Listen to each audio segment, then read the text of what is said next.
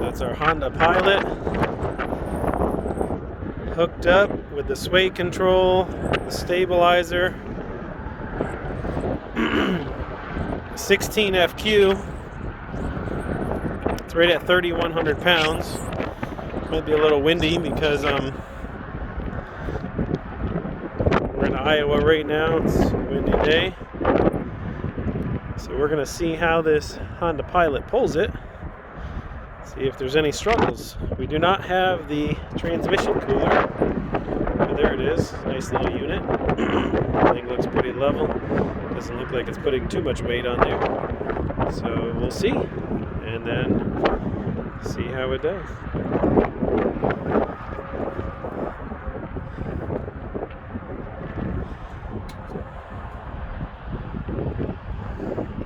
So they hooked up all of this.